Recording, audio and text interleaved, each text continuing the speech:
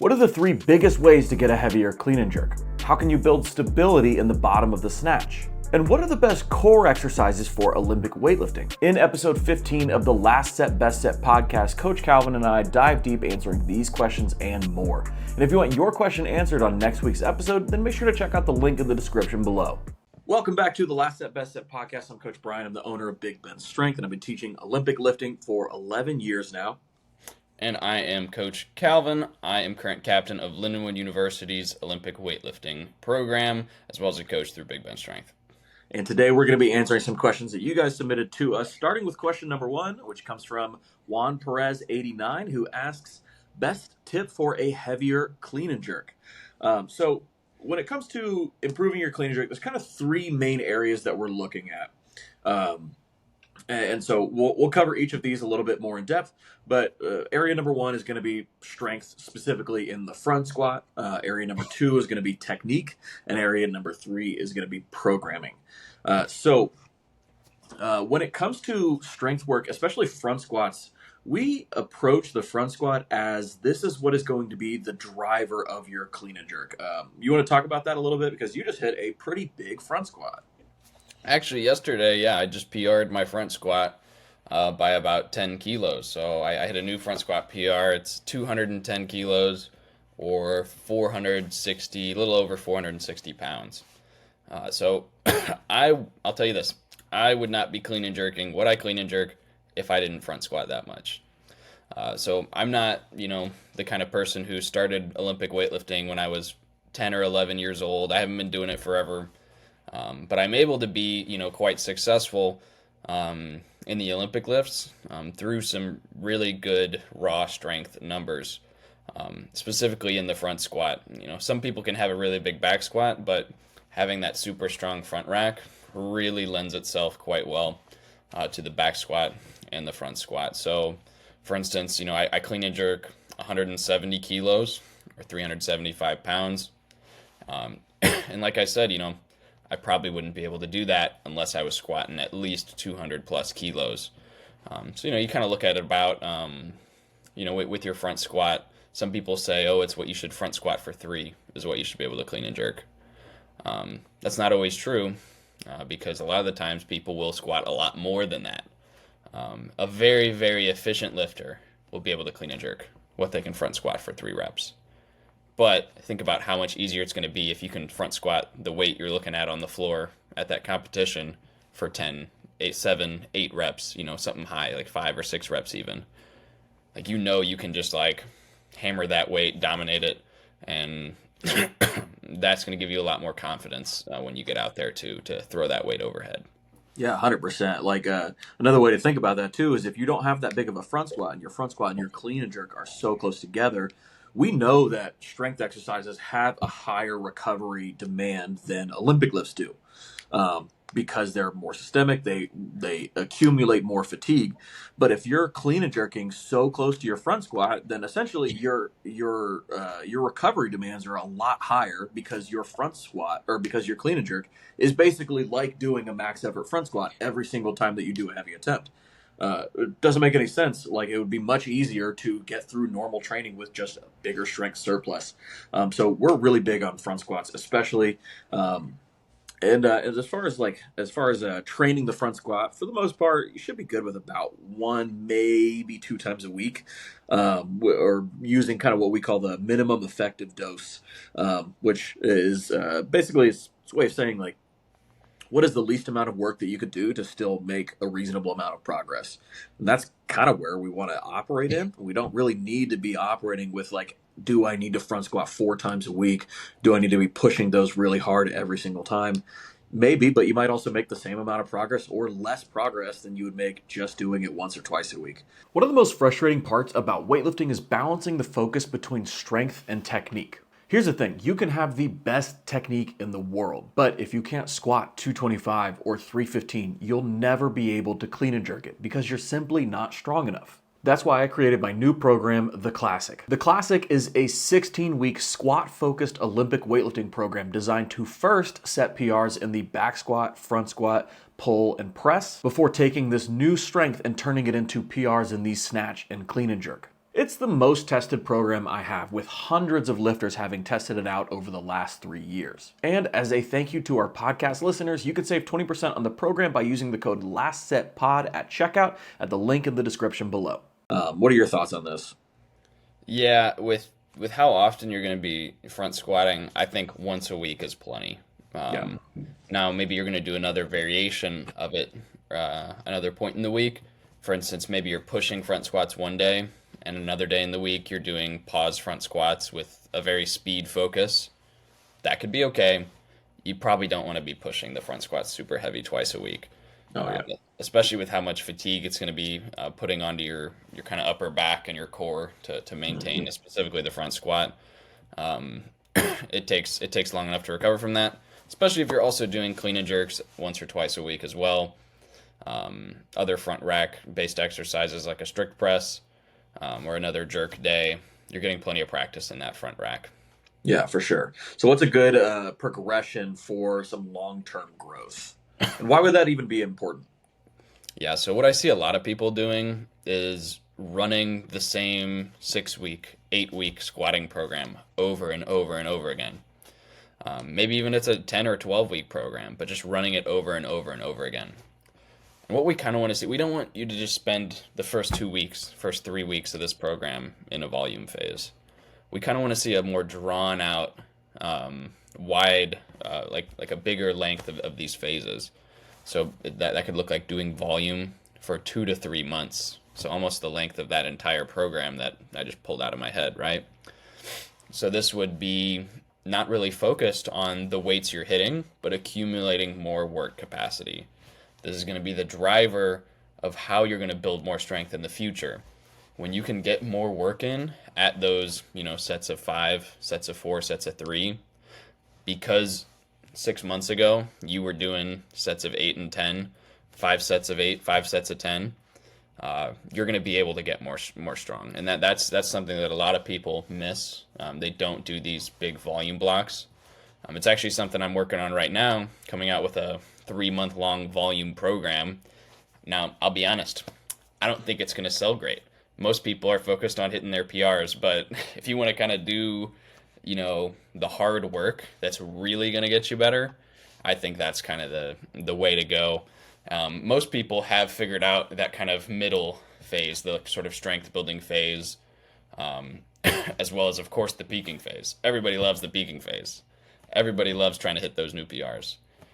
But a lot of people are missing that most off-season based phase. 100%. Yeah, that's awesome.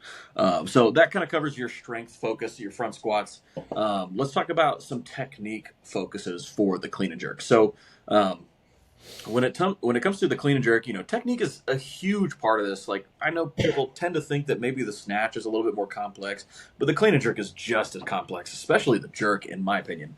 Is probably the hardest of the lifts. So technique is absolutely a big focus for you guys here. When it comes to improving it, honestly, like the biggest thing that really is going to help you specifically as an athlete is having a coach who can help you with it. Getting coaching so that they can see your lifts every single rep and give you feedback on it. Because, you could be making 100 different things, doing 100 different things wrong. We don't know what that is yet because we haven't seen you. But if you don't have access to a coach, then you guys can join our Discord and post videos in the Discord, and we'll give you feedback on them, give you some ideas of what to focus on in your training. So that would be something big to look into. What are some other things that you like to do for technique? For technique, I think you got kind of like a few main ways of tackling it. It will be individual. It will be kind of individual to the athlete. Like, for instance, Braden, who just competed yesterday for me, I talked to him so many times about staying over the bar in his clean. Your weight's shifting back to your heels when you're extending. This is why you're jumping back. Just could not, for the life of him, he could not figure out how to not jump back. Yeah. I'm not even kidding. 1 week of no feet variations, and boom, he just fixed it. It's just like, some people just need that extra little feedback. Yeah. That comes from like a complex to be able to make those connections in their brain to start moving better. Yeah, I love that, and that's something we should do a whole podcast on or a question on. But like, Cueing is great, and you can get a lot of work done face to face with cueing, and even Yeah. digitally. But if somebody's got a technique error, one of the easiest ways to get them to fix that is to apply what's called a constraint that forces them to fix it. So if you jump back, a no feet snatch is a great way because you either are successful in the lift or you are not. Yeah. It's either you fixed the technique or you didn't. Like that, it's or you fail the lift. So I love using variations like that because they apply a constraint that just makes the lifter feel what their specific technique thing is supposed to be. That's a great tool. Um, One other thing on technique that I kind of wanted to talk about is just being intentional in your training. So I know we're not really giving you much as far as what specifically your technique needs to be focusing on because there's so many things that it could be. But one thing that will always work is being intentional about every rep that you do. I could talk about this pretty well at length because I've been lifting for a long time, and for the last couple of years, I haven't really thought about the lifts that I'm doing, just kind of going through the motions, doing the lifts. But recently I hired Calvin to coach me. And if you guys want to see how we came up with this, the programming and everything and the focus that we're doing, you can check out the video up here. Um, and so he's giving me feedback on my lifts. And now I'm realizing just how much harder it is to go through training where you're actually being very focused on what you do. It is a significant difference in the approach and the mental space. So I would say, like, for those of you guys that are just kind of going through your workouts, you probably just need to be a little bit more intentional about really trying to do the things rather than just doing the lift. But yeah, that's been my experience for sure. What are your thoughts on that? Oh yeah, that's something I had to learn very quickly. So coming into Lindenwood, I was, without a doubt, the worst person on the team. So we had a little over 20 people my freshman year, and I was like the bottom of the barrel. I had never done weightlifting. I was like the only person who had never competed in weightlifting on the whole team. And I quickly realized that what I needed to do to kind of get above other people, and make more progress and get to where I wanted to be was being super intentional in my training. So, if I saw other people in the gym, maybe they were focusing on their technique in those 4 or 5 top sets that we were doing. Well, if I was focusing on it in every single warm up set, all 10 warm ups that I was doing that day, I was getting 10 extra reps of practice that they weren't getting. And that's how I was going to, kind of get ahead of maybe their years of experience that they had on me, by trying to make up that extra space, extra mental practice, Mm-hmm. to try and keep making progress at maybe a faster rate. Yeah. It's like the top thing that a lot of people don't do. They just go, they lift, they try and go heavy, and they don't work on the stuff they need to work on to get better. You're only going to get so good with your current technique or your technique that you start out with. Um, most weightlifters do develop a pretty standard technique for themselves. 3, 4, 5 years in, their lifts are going to look pretty similar for the rest of their career. Mm-hmm. But you're always working on something, even because everybody has something that starts to break down once you get heavy. So even the Yep. best lifters of the best have to focus hardly on something. Every single time, yeah. That's probably the single, like, if that really is all you take away from this, that will help you a lot in your weightlifting. But the third thing that we're going to talk about here is programming. Programming for the clean and jerk is just like any other training. We need to have solid programming following logical progressions so that it makes sense that you would hit PRs and that you're not just getting away with them every now and then. So the first thing that is going to come, like, that you guys should be considering with your programming is that you should be following a program and you should not just be maxing out every time that you get into the gym, because it's not going to set you up for long-term progress. And people do this a lot of the time because they're so focused on what they're going to lift now or next week and not considering the idea that in 4 years from now they could be doing triple what they're lifting now. Like, the amount of progress that you can make when you think about the long term and not just what can I hit today, it is really staggering. So follow something structured where you're actually making reasonable progressions from week to week, and you can see how it maps out from the training block that you're in now to the training block that you're going to be in 4 months from now. Like, that is really the gist of it. So what's a good progression that somebody could use for the clean and jerk?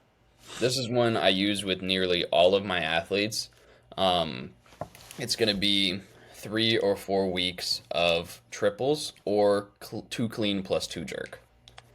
Then another 3 or 4 weeks of doubles. This could be clean plus 2 jerk or 2 clean plus jerk, depends what their weakness is.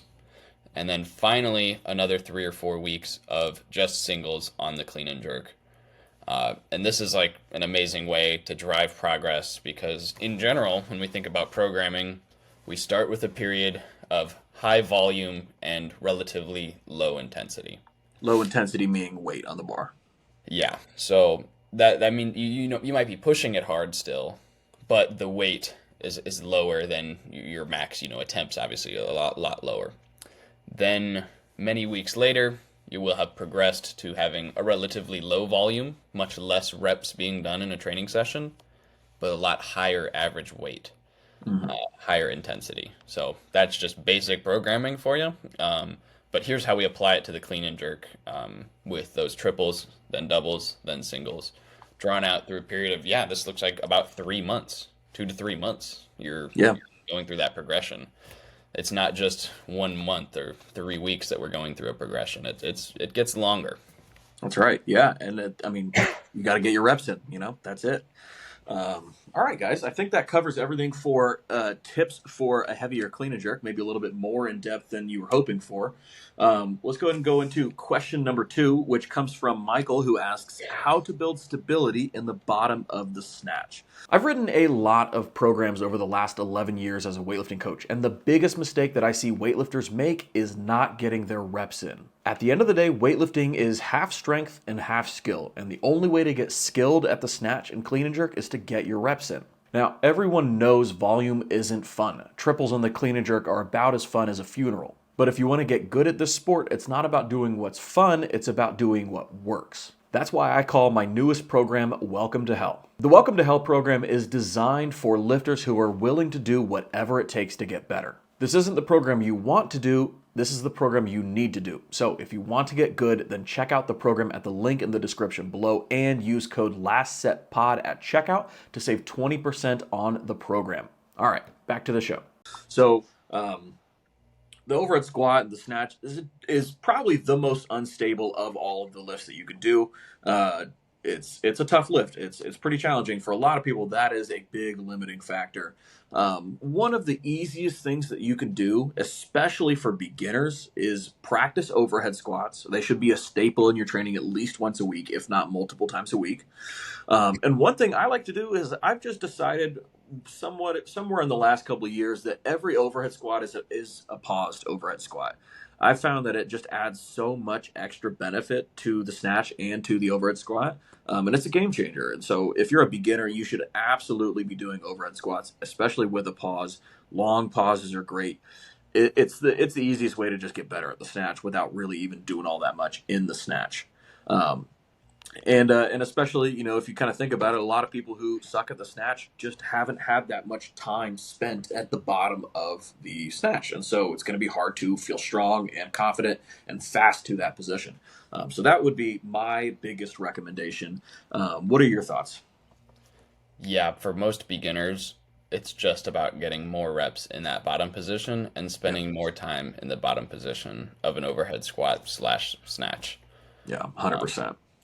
Then after that kind of beginner phase, we're going to think about other ways that you might be having. Let's say you have had, many months, maybe even years of snatch practice, overhead squat practice. Well, it's probably not that's limiting you. Yeah. You're probably kind of to the next phase where there's something about your technique that might be causing this instability. Mm-hmm. So what we think about there is the horizontal movement of the bar. So you look at the bar from the side, we're seeing it maybe come out too far, farther than the starting line is kind of what you think about with that. So where the bar starts on the floor, we want it to come back into the hip, and then it'll come back out, but only meet that starting line and loop back in to the receiving position. We don't want to see it flying out further and then coming back, as that'll cause what we kind of see as like a looping bar path. Like a very heavy loop, meaning that when you're receiving the bar, it's moving backwards, which is a lot harder. We want to just feel a straight push up into the barbell. as opposed to having it slide back into that spot. Um, so that's one of the biggest ones I see. The second technique thing that causes really bad bottom positions is crashing or letting the bar crash on you. So this is Hmm. kind of a loss of tension in the middle of the lift and then receiving all the tension of the barbell too quickly. It's really easy to see in the clean because you literally drop it on yourself and it'll crush you, right? Most people don't see it as well in the snatch, although it happens just the same. Hmm. So we'll see like a moment where the bar is overhead, someone's still going down into the squat, still moving downwards, but they essentially have no tension into the barbell. We want to keep constant tension every single moment of the entire lift. Now that tension, it is going to get higher and lower at certain portions of the lift, but it's there the entire time, and we're not losing it, letting that bar smush us in the bottom position. Right. Those are the two technique things I see the most often that cause bad bottom positions or instability in the snatch. 100%. That's great. And then one other thing, and this is usually not the case for most people, right? It's usually going to be comfort in the overhead squat and then technique. But a big thing that you should be paying attention to as well is just straight up muscle mass. If you stability most of the time improves with more muscle mass. So if you don't have any muscle around your shoulders, getting in some bodybuilding or some accessory work to build muscle around the shoulder will help make sure that you have more muscle to work with to stabilize the bar. So you want to think about kind of our big basics ones, or basic lifts. So we need strict press is fantastic.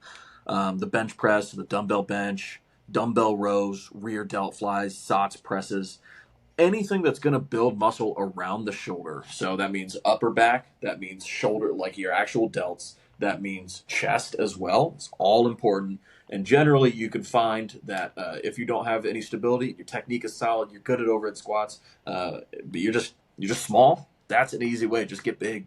That's it. Do your accessories and be intentional about doing some upper body work. Around 2 to 3 times a week should do the trick. Oh yeah. Yeah. Sweet guys. All right, that covers question number 2. Let's go into question number 3, which comes from Giggle Jit, who asks, "What are good core workouts for weightlifting?" So, yes, you do need to do isolated core work. The Olympic lifts, squats are not enough training for the core, even though they are using your core for everything. This is something that a lot of people ask me about. Is that enough for the core? It's not. Just like it's not enough for any other muscle group on the body, and all of those, your upper back gets taxed doing Olympic lifts, your legs get taxed, but we still do isolation work for those muscle groups as well. You should do that for the core. One also, you guys, I posted a video on this a couple weeks back, but it's my top 5 core exercises for weightlifting. So I'll link that up here. You guys can go check that out and figure out how to implement them into your training program. But when we're thinking about the core, we want to make sure that we're not just thinking about the abs. So it's not just the abs in front, but we also want to make sure that we're training the back, the lower back, and the obliques so that we have a strong core all the way around rather than just visible abs, right? That's not the whole goal. We're doing this to get better at Olympic lifting. I've got 3 types of core exercises on here that are just a mainstay in all of my training programs. Number 1 is carries of some kind. So sandbag carries are great. Front rack carries with kettlebells are probably one of my top favorite ones. But any sort of locomotion with some weight on there where you're forcing yourself to have to brace pretty hard while you're doing the movement is a great way to work your core, practice bracing, and it sneaks in some oblique work too, which is pretty helpful. So that's a big one for me. And then I really love the GHD for other core work. So GHD sit-ups and GHD back extensions where we're working full range of motion, sit-up through the whole core is a game changer. I think GHD sit-ups are the best ab exercise in general. And then GHD back extensions where we're flexing and extending our lower back to hold us up to parallel. Those are both big ones for me. What are your thoughts on those? I do kind of the same thing in my training as what you're describing. So that's great to see that we're kind of aligned in on there. I love a back extension too. I usually do them at least once a week. I look at my training week when I'm making my accessories and I make sure I have something flexing something set up like that. A lot of times I'll throw in a hanging leg raise, perhaps, because I just like that variation. Yeah. Um, some kind of back extension, and then some kind of carry as well. Like that's the bread and butter right there. I don't even have much to add. You just got to be doing it. Yeah, that's it. So when we do these on our programs, for the OlyStrong team program, for a lot of my one-on-one programs, I'll usually do something like one lower body exercise, one upper body exercise, and one core exercise as my accessory circuit of some kind. Now you don't have to do them as a circuit, but just easy way to get through them a little bit quicker, get some work capacity up too. So that's how I like to do it, and that's for the most part how you do it, right? Oh yeah, I the way I think about my accessory work, not just the core work, this goes for all accessory work, is that you want to be a little bit fatigued everywhere all the time. You don't want to hammer something. You don't want to do 3 ab exercises and then be so sore that you can't even snatch the next day. No. You got to do one day, combined with maybe a leg accessory and an upper body accessory, so that you're not even really sore. You're just kind of a little fatigued in that area the next Hmm. day, but it adds up to being kind of the same amount of volume as you might do doing just one bodybuilding leg day throughout the entire week.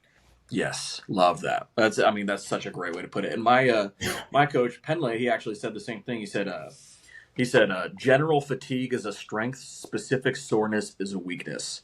It is an interesting way to approach it, and he's talking about this in a different context, but it lines up exactly the same. So love that. It's great. We're gonna go ahead and move into our rapid fire questions now. So these will go through a little bit quicker. Question number 4 comes from ADJ737, who asks, should I get a coach if I want to get better at Olympic weightlifting? Yes. Yes, you should. But we're going to go ahead and break this down into, in order, what is the best way to do this. So if you have somebody who is in person near you that is an Olympic weightlifting coach, not just a CrossFit coach or not somebody who's, a personal trainer. We want somebody who is an experienced Olympic weightlifting coach in person is going to be the best option. And you could find somebody like that using USA Weightlifting's Club Finder tool. Um, that's a great way to find somebody. If you don't have anybody near you, then the next best option is a really good online one-on-one coach. We offer online one-on-one coaching through you have some availability for that, I think, a little bit. Yeah, absolutely. I Yeah. still got plenty of open spots, as I've kind of like streamlined my way of online coaching too. So in the past, it maybe took a lot more effort, but I have a lot more availability now, to take on clients. So that's been going Yes. well. Yeah, especially with University Nationals almost done. But yeah, having a great, reputable one-on-one coach for online is a great way to go. The next best thing would be to follow some sort of weightlifting program from a reputable source or a reputable coach, where the programming makes sense, it's logical, and it kind of fits your approach to training. It shouldn't be. Don't pick up something that's 8 sessions a week. If you can only do 3, pick up a 3-day a week training program or something like that. But following a training program that's already pre-written out, mostly a general weightlifting program will do the trick. We've got a couple of those that you guys can pick up. The Welcome to Hell program is a great one, as well as the Classic is another one. And I'll link those down below. And then what you can do is pick up those programs and then join the Discord. So you basically are getting some video review on your lifts and you're following a good training program. It's just going to save you a little bit of money.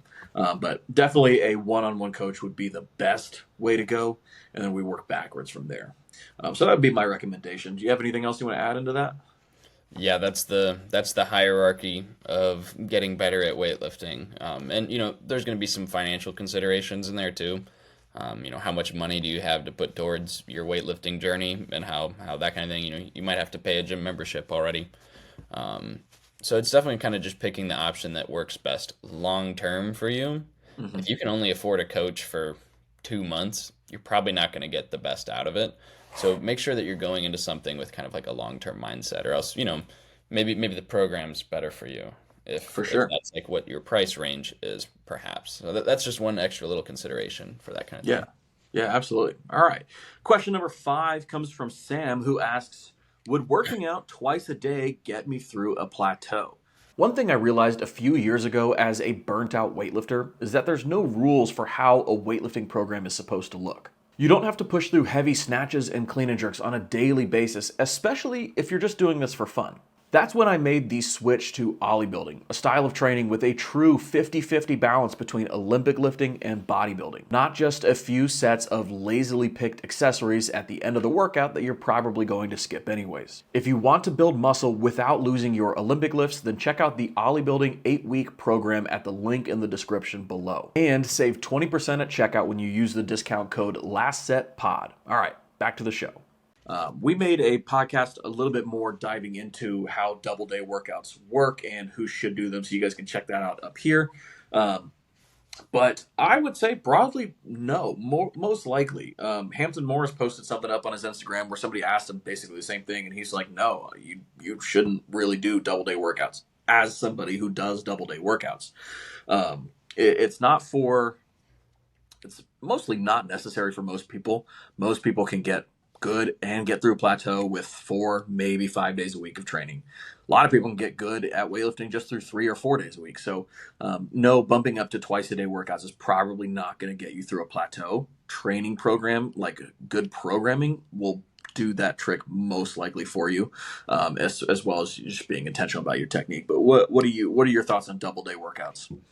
Yeah, even then, Hampton mentions that he only does double days once a week, and that's not even for the whole year, maybe 3 or 4 months out of the year that he's doing that. So this most recent time when I visited him, he didn't even do any double days at all.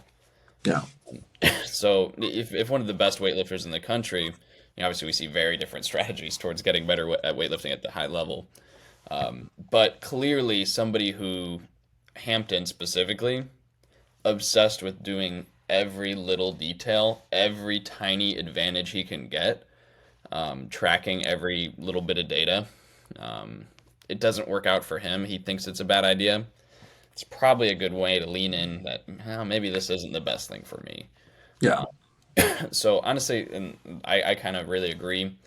When we look at double days, most people are just doing the same amount of volume they would normally do in one session anyway. They just break it up so that they can have slightly higher intensity. Yeah.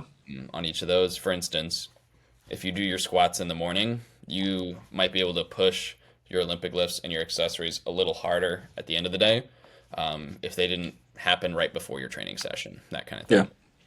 Yeah. So you have a little bit of time to recover in between those kind of things. But most professional athletes aren't even doing double days, and if they are, it's because that's all they have to worry about in their life. They maybe aren't even working another job. Training is their main focus. I wouldn't even really consider doing a double day workout unless you're medaling at nationals, unless you're at a very high level. Yeah, 100% agreed on that. So more than likely, double day workouts not going to be the thing that gets you through it. More than likely, it's training and coaching. Those will probably be the biggest things. Nutrition and recovery, those are also very big levers to pull as far as getting better at weightlifting. So let's go ahead and go into question number 6, which comes from Steve Spriggs 32, who asks, how many days a week should you squat? So I'm a huge fan of squatting twice a week. 1 day of back squats, 1 day of front squats seems to be the right amount for the majority of people. But what do you think about that? Yeah, again, this kind of comes back to, okay, wait, well, what do these sessions look like? Is I mentioned this in one of the earlier questions in this episode. Are you doing 1 day of really heavy pushing these back squats hard, and then 1 day of just like speed squats, 70%, like with a pause? It's like way less fatiguing. That works great. Are you doing 3 days a week of pushing squats as hard as possible? You're going to crumble over time. Maybe you can sustain it for a few weeks, maybe even a month. But over time, that's probably going to lead to some burnout, some injury, and just unnecessary fatigue for your Olympic lifts. Yeah. It comes back to that's probably kind of the goal, is improving your Olympic lifts long term. We don't want to rob Peter to pay Paul. I believe that's the phrase. My coach, his old head sayings. That's what he would say about this. You don't want to rob Peter to pay Paul. Yeah. So, especially if squatting that much is going to lead to you getting hurt, You can't really make much progress on either squatting or Olympic lifts if you're hurt. So Yeah, yeah. Keep it minimal. 2 times a week should probably do the trick. yeah, And one day of front squats, one day of back squats. That'll usually get you good. there you go. Yeah. All right, guys. That's it for this week's episode. Where can people find you? At Calvin Lackey, 81 kg. And you guys can find me at Big Ben Strength everywhere. So, yeah, go ahead and make sure to subscribe to the channel if you haven't yet. And if you guys prefer listening on either audio or video, the podcast is available both on YouTube and Spotify and Apple Podcasts and anywhere else podcasts are available. It's all available there. So, feel free to subscribe, leave a review. That would be really helpful if you're listening on Spotify. We have 4 5-star reviews. One of those is me. I'm a little biased. If you guys can crank up those reviews, that would really help us. All you got to do is just start playing an episode, then go ahead and hit review, leave 5 stars. That's all you got to do. So that would be really helpful. And yeah, we'll catch you guys next week. Bye.